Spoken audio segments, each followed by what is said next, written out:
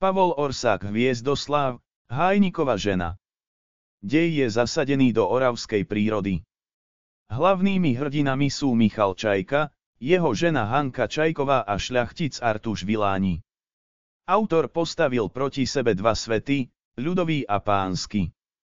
V postave Artúša Vilániho odsúdil morálku pánov, ich zhýralosť, príživníctvo a pýchu. Artúš je mravne skazený, sebecký a panovačný. Predstaviteľmi ľudu sú Hanka a Michal. Básnik stojí na ich strane, vyzdvihuje morálnu čistotu ľudu, jeho pracovitosť a čestnosť. Ľud neidealizuje, odhaľuje aj ich nedostatky. Úvod aj záver sú lyrickými opismi prírody. Po smrti starého Hájnika sa jeho syn Michal vyberie do kaštieľa, aby poprosil majiteľa panstva starého Vilániho o miesto po otcovi. Pán ho príjme do služby. Michal sa ožení a so svojou ženou Hankou sa nasťahujú do Hájovne. Do ich života zasiahne Artúš Viláni, syn starého Vilániho.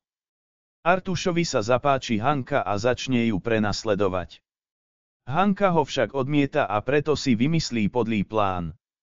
Usporiadal poľovačku, aby si bol istý, že Michal doma nebude a vyberie sa za Hankou do Hájovne. Hanka ho v sebaobrane zabije.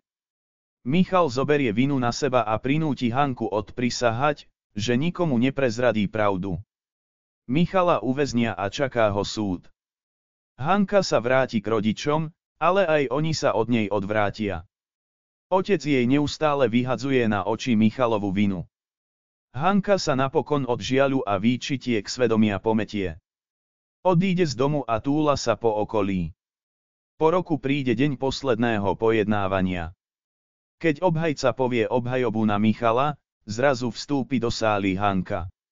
Prizná sa, že Artúša zabila ona, nie Michal. Súd ich oboch oslobodí. Michal si odvádza svoju pometenú ženu domov.